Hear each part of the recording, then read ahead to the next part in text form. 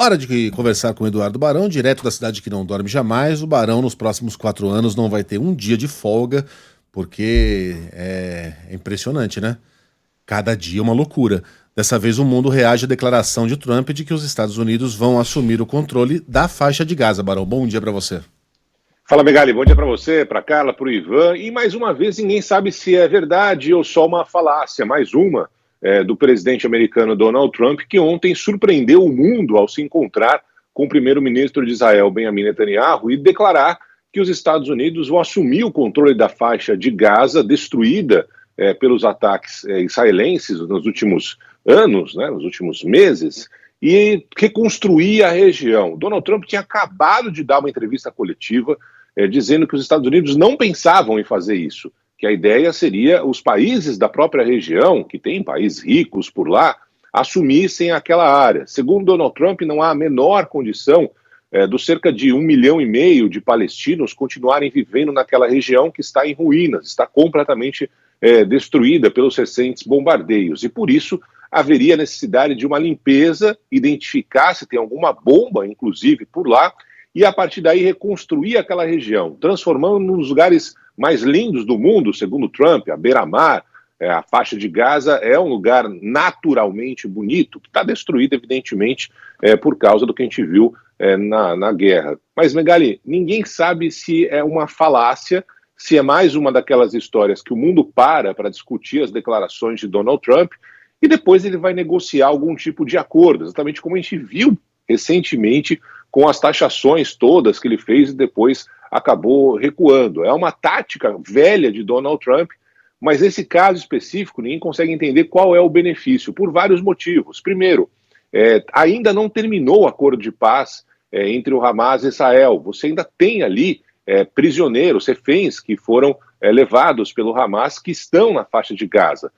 Você tem ali uma região que pode a qualquer momento voltar a ter uma guerra, uma consequência envolvendo outros países daquela área, que já se manifestaram totalmente contra essa decisão de Donald Trump. E mais, Trump teria que mandar soldados americanos para aquela região, e não há, nesse momento, nenhum interesse, digamos assim, da população americana em mandar soldado para lugar nenhum, ainda mais para uma região que tem sempre conflito, que está sempre numa situação complicada. E outra, o que seria construído naquele espaço?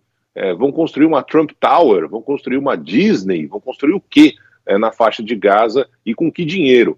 Enfim, são muitas perguntas feitas nesse momento, ninguém sabe, insisto, se é mais uma bravata de Donald Trump ou se ele vai levar a sério e assumir o controle da faixa de Gaza, retirando o que é o mais absurdo, né, a população de lá.